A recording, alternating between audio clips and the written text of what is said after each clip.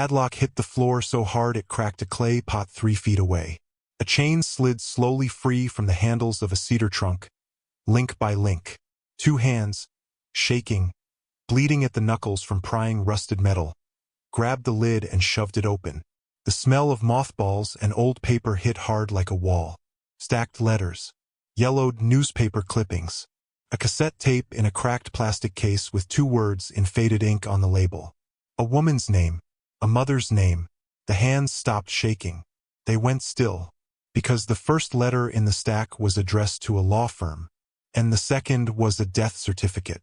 Not for 1 person, for 2. What was buried in that trunk had been hidden for 20 years, and someone was willing to kill to keep it that way. Stay with me on this one. 3 days before that trunk cracked open, Lena Vale was standing in a courthouse lobby holding a certified copy of her mother's will. She was 26, broke, wearing the same jacket she had worn to her mother's funeral 2 years earlier. The will was supposed to be straightforward. Helen Vale had left the house on Briarcliff Road to Lena, the Victorian at the top of the hill with the wraparound porch and the attic window that always looked like an eye watching the street. That was the house Lena grew up in. That was the house her mother died in. And that was the house her stepfather, Gerald Voss, had spent the last 24 months trying to sell out from under her. Now here's the thing about Gerald. He was not a complicated man to understand. He married Helen when Lena was 9 years old. He brought money, old money, the kind that came with lawyers on retainer and a family name that opened doors at banks and country clubs. Helen brought the house. She had inherited it from her own mother, and it had been in the family for close to 80 years. Gerald never liked the house. He called it a money pit. He said the roof leaked, the foundation was shifting, the plumbing was a disaster. All of that was true, but Helen loved it. She said the house had memory. She said the walls knew things. Gerald would shake his head and walk away whenever she said that. When Helen died in a fall down the back staircase, Gerald moved fast. Within 6 weeks, he had a real estate agent walking the property with a clipboard and a camera. Within 3 months, he had a buyer lined up and earnest money deposited. The problem was the will.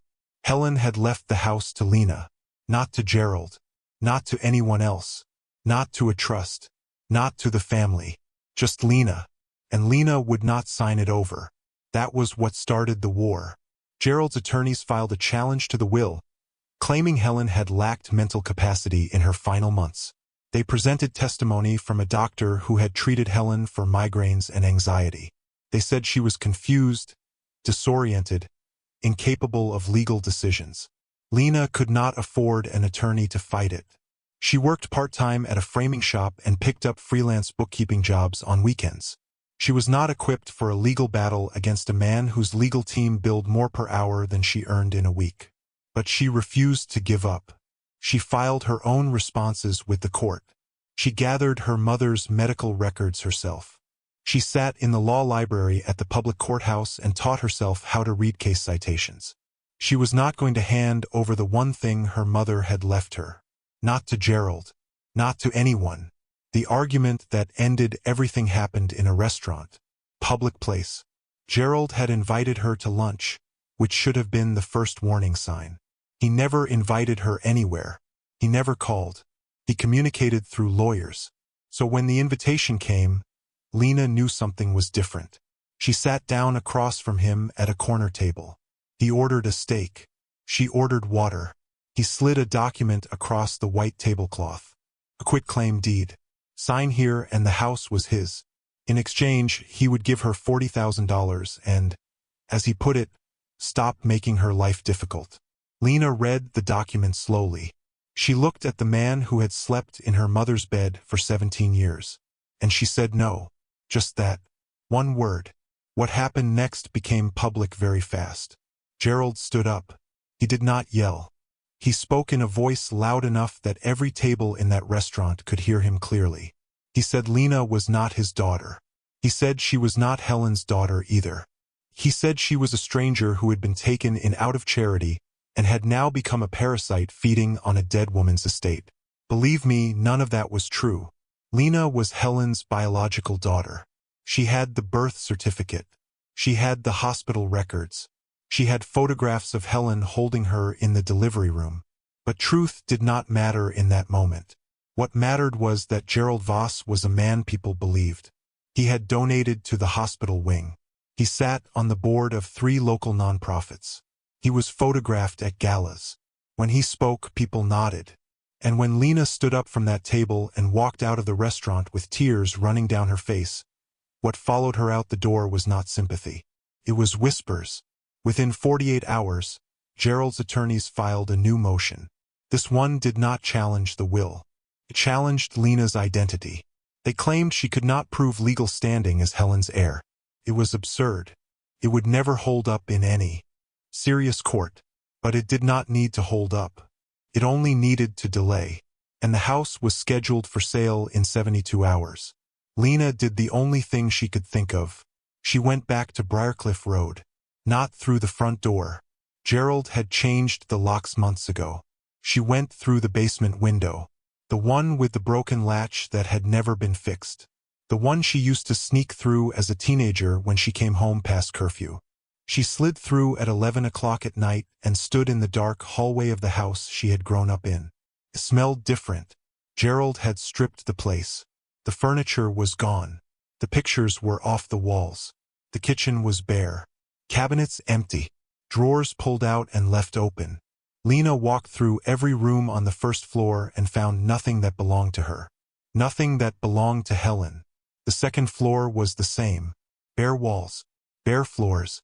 Dust where rugs used to be. Then she looked up. The attic hatch was still there. The pull cord hung down from the ceiling in the upstairs hallway, frayed at the end. The same cord she had yanked on 1,000 times as a kid. Gerald had apparently not bothered with the attic. Why would he? To him it was nothing but insulation and old boxes and spiders. Lena pulled the cord. The hatch groaned open. The folding ladder came down one section at a time. She climbed up into the dark. Her phone flashlight cut through the dust. The attic was exactly the way she remembered. Low ceiling. Exposed beams. Cardboard boxes stacked along the walls. Broken picture frames leaning in a corner. A dressmaker's mannequin with no head that had terrified her as a child. And in the far corner, buried under a pile of moth-eaten wool blankets, something she had seen only once before, the cedar trunk. Her mother had shown it to her when Lena was 12. Helen had pulled back the blankets, touched the lid with both hands, and said only one thing. She said, "If anything ever happens to me, you find this trunk. And you open it." Then she covered it back up and they went downstairs and Helen made pasta and never mentioned it again. Lena had a key. A small brass key on a thin chain that Helen had given her on her 18th birthday. She said use it when the house goes silent. Lena had kept that key in the zipper pocket of her wallet for 8 years. She had never used it. She had almost forgotten it was there. Now she pulled it out. Her hands were shaking. She knelt in front of the trunk, brushed away a thick layer of dust, and fit the key into the padlock. It stuck. She forced it. The lock popped open. The chain fell away, and she lifted the lid. What was inside changed everything. The first thing she saw was letters. Dozens of them, bundled in rubber bands that had gone brittle and snapped at her touch. They were addressed to her mother from a law firm in another state. A firm called Hartwell and Associates. Lena had never heard of them. The letters spanned more than 20 years. The second thing was newspaper clippings. Local papers from towns Lena did not recognize, reporting on a missing child case from the year Lena was born. The child's last name was Voss. Lena sat back. She read the clipping again under the phone light. A 3-year-old boy named Daniel Voss had disappeared from a family home during a party. The family had offered a reward. The case went cold within a year. No body was ever found. The date on the clipping was 4 months before Lena was born. The third thing in the trunk was the cassette tape. Standard audio cassette in a clear plastic case. On the label, in her mother's handwriting, 2 lines. Helen. For Lena. She did not have a cassette player. She put the tape carefully in her jacket pocket and kept digging. Beneath the clippings were bank statements. Photocopies, not originals. They showed an account in Helen's maiden name at a bank Lena had never heard of. The deposits were regular. Monthly. Always the same amount. Always from the same source, a trust fund managed by a firm called Whitfield Capital. The amounts were not small. Over 2 decades, the deposits totaled just over $1.2 million. Lena sat on the attic floor surrounded by paper and dust and silence. She felt something settle inside her. She had come here expecting to find old photographs. Maybe her mother's wedding dress. Maybe some Christmas ornaments. Instead, she had found a secret financial life, a missing child connected to her stepfather's family, and a cassette tape her dead mother had recorded for her. She stacked the papers carefully. She put them back in the trunk. She closed the lid. She let out a long breath. It was over. She had what she needed. She could take her time now. Then she heard the front door open downstairs. Lena froze. It was past midnight. The house was supposed to be empty. She had not told anyone she was coming here. She heard footsteps. Heavy. Male. More than one person. They moved through the first floor without turning on lights. Whoever was down there was moving in the dark on purpose. Then she heard a voice she recognized. Gerald. He said 2 words. Check upstairs. The footsteps started up the staircase. Lena looked at the open attic hatch. The ladder was still down. There was no way to pull it up quietly. She had maybe 30 seconds before someone looked up and saw it. This is where it turns. Because until that moment, Lena thought this was a story about a house and a will and some old letters. Now it was about whether she got out of that attic alive. She did not think. She grabbed the cassette tape from her pocket and shoved it deep inside her jacket. She pulled 2 handfuls of the most important letters and the bank statements and stuffed them against her body under the zipper. Then she moved to the far wall of the attic where a small ventilation window opened onto the back roof. She had climbed through that window once as a kid on a dare. She was smaller then, but she had no other choice. She shoved the window open. Cold air hit her face. She squeezed through sideways, one shoulder then the other, scraping skin off her arm on the wooden frame. She dropped onto the sloped roof below. Her sneakers slid on the shingles. She caught herself on the gutter with one hand and crawled to the edge where a cast-iron drainpipe ran down to the back garden. She could hear voices inside the attic now. Somebody had climbed the ladder. Somebody had found the open trunk. She grabbed the pipe and went down fast, burning her palms on cold metal, and hit the ground running. If you're still with me, hit that subscribe button. Because what Lena found in those documents was worse than she imagined. Much worse. Through the back garden, over the wooden fence, down the alley behind the row of houses. She ran 2 blocks to where she had parked her car on a side street and drove 20 minutes before she felt safe enough to stop. She pulled over on a dead-end road near the river, killed the engine, and sat in the dark with her heart hammering against her ribs. Then she started reading. The letters told a story she was not prepared for. 22 years earlier, Helen had hired a private attorney to investigate the circumstances of her own marriage to Gerald Voss. Not a divorce attorney, an investigator. The correspondence between Helen and the Hartwell firm detailed exactly what the investigator had uncovered over a 3-year period. Gerald Voss had married Helen under pressure from his own family. The Voss family needed the house on Briarcliff Road. Not for the property value. Not for the land. For what was underneath it. The house sat on ground that had been in Helen's family for generations. In the earliest years, the property included a small private cemetery on the back lot. The cemetery had been paved over decades ago and forgotten, but the county land records still showed it. And according to the investigators' findings, the Voss family had used that ground for something it was never meant for.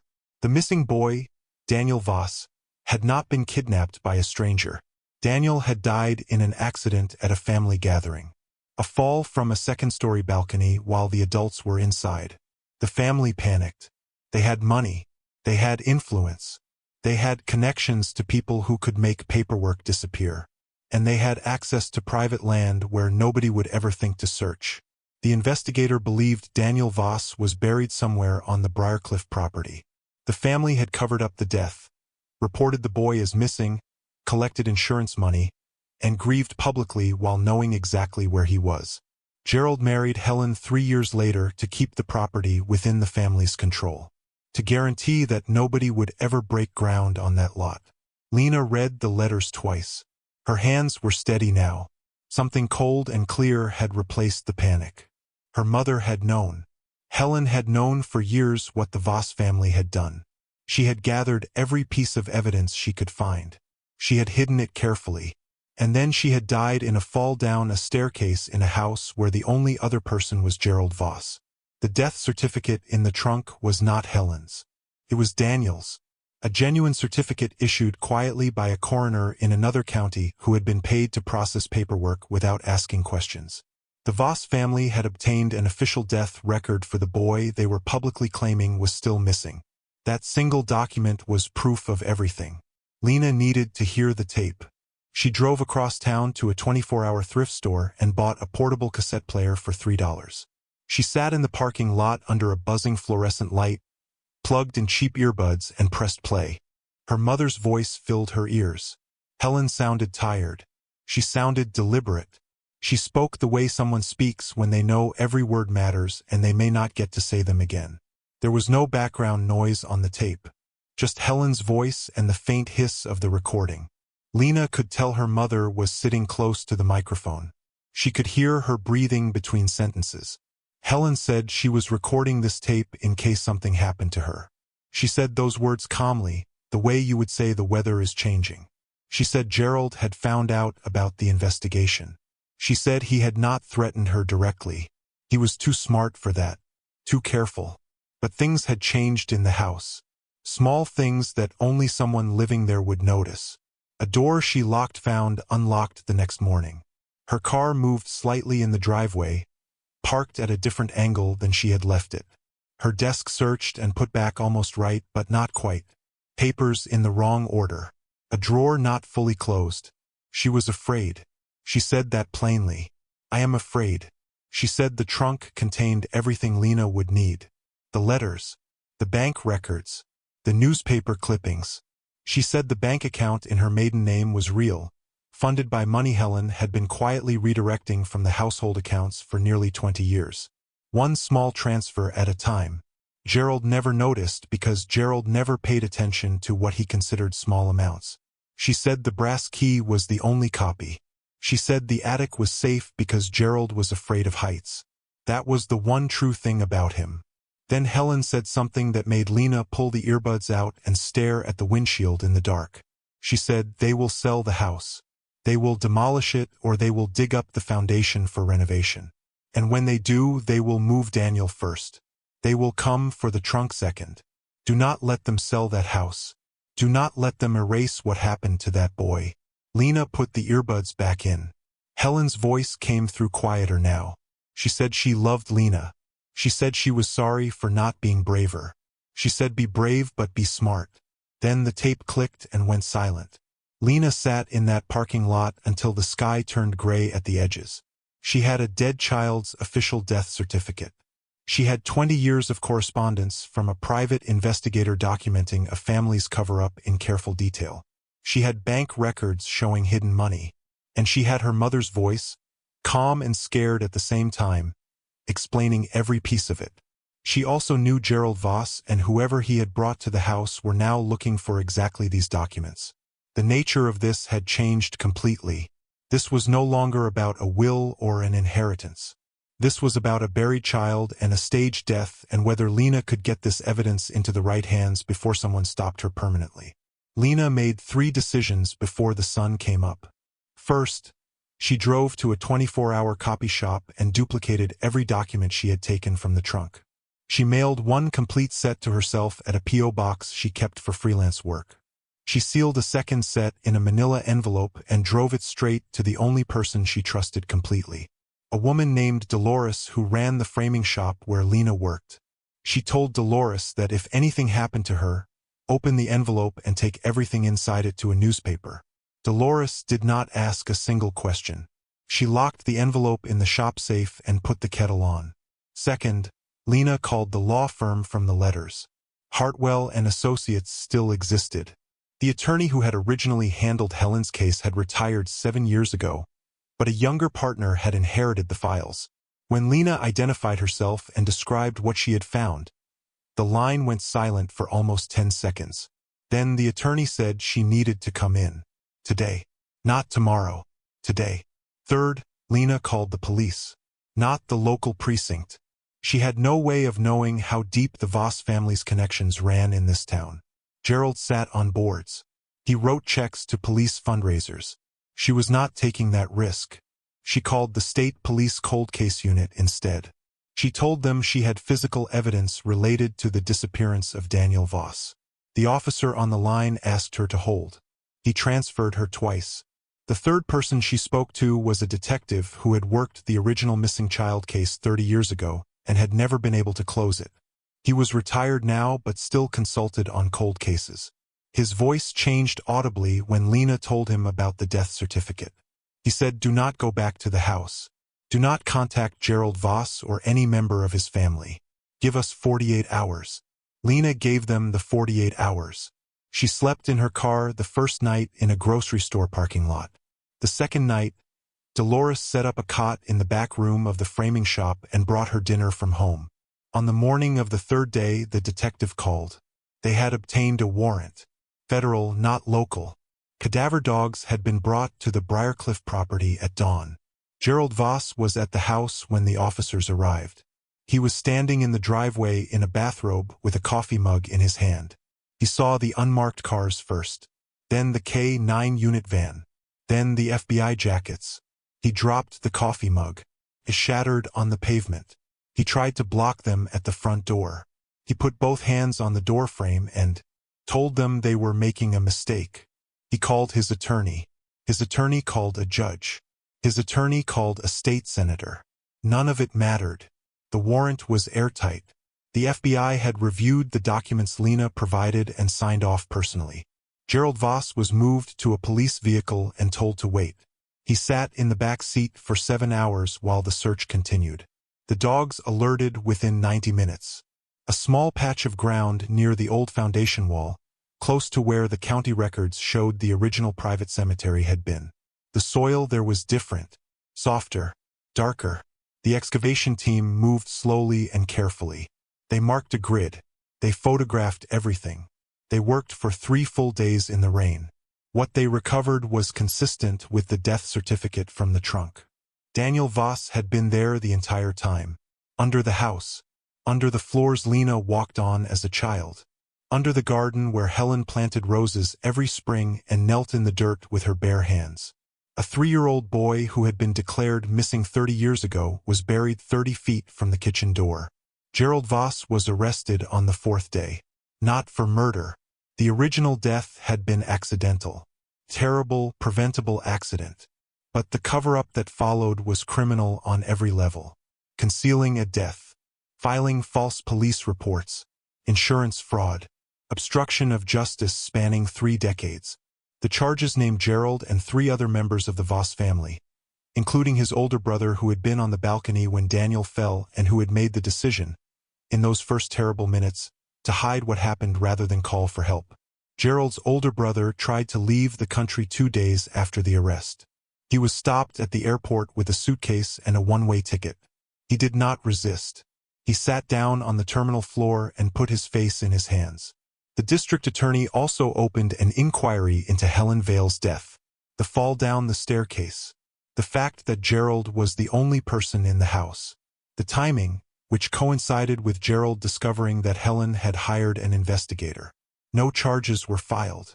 The evidence was circumstantial, but the inquiry remained open, and Gerald knew it was there. The case made national news within a week. Not because of the accident. Children die in accidents every day. Families make horrible decisions in moments of panic. What made this story different was the scale and duration of the lie. 30 years. An entire marriage engineered to protect a burial site. A woman who stumbled onto the truth and spent 2 decades quietly, patiently building a case she never got the chance to bring forward herself. And a daughter who climbed through a basement window in the middle of the night and found it all in a cedar trunk opened with a brass key that cost less than $1. Lena did not do interviews. She did not make public statements or appear on camera. The Hartwell firm handled everything on her behalf. The house on Briarcliff Road was immediately pulled from the market. The court ruled in Lena's favor within 3 weeks. The will challenge was dismissed. The identity challenge was thrown out with prejudice. The house was hers, fully and finally. She did not move back in right away. She said she could not sleep in that house yet, not knowing what had been beneath the ground she grew up on. She spent 3 weeks at Dolores's house. She barely spoke. She ate when Dolores put food in front of her. She stared at walls. Then one morning she got up early, drove to Briarcliff Road, and sat on the porch steps for 2 hours. She did not go inside. She just sat. The next day she came back and sat again. On the 3rd day she went in. But she did not sell the house. She hired a contractor to repair the foundation properly. She had the area where Daniel was found carefully excavated, documented by forensic specialists, and restored. She planted a dogwood tree in that exact spot, the kind that blooms white every spring. She said Daniel deserved something alive growing where he had been. The hidden bank account was real and untouched. $1.2 million. Helen had set aside one quiet deposit at a time over the course of 20 years. Lena used part of it to pay the Hartwell firm for their work. She used another portion to establish a small memorial fund in Daniel Voss's name at the County Children's Hospital. The rest she left in the account. She said she was not in any hurry. The money had been sitting patiently for 2 decades. Could sit a while longer. The cassette tape became a key piece of evidence in the criminal case. Lena made a careful copy before turning over the original to prosecutors. She placed the copy back in the cedar trunk, back in the attic, next to the brass key on its chain. She said that was where her mother had chosen to put the truth. And that was where the truth would stay. Dolores asked her once, months later, whether she was angry at Helen for keeping the secret so long, for not going to the authorities when she first found out, for hiding everything in a trunk instead of fighting in the open. Lena thought about it for a while. Then she said no. She said her mother had been married to a man backed by family money, family lawyers, and a family that had already proven it could bury a secret and keep it buried for decades. Going public without preparation would have been a war without weapons. Helen did what she could with what she had. She gathered the evidence piece by piece. She protected the money. She recorded her voice on a tape. And she gave her daughter a key and trusted her to know when the time was right. The house on Briarcliff Road is still standing. The porch has been repaired. The roof no longer leaks. The attic window still catches the light in a way that makes it look like the house is watching the street. Lena goes up to the attic sometimes. Not to open the trunk. Not to read the letters again. Just to sit in the quiet. She says it is the most peaceful place she knows. She says the silence up there used to feel like a warning. Now it feels like rest. The last thing on that cassette tape after Helen said be brave but be smart was not a word. It was a breath. A long, slow exhale. The sound of a woman putting down something she had carried alone for a very long time. Lena says she rewinds to that part sometimes. Not for the words. Just to hear her mother breathe. Just to know she was there.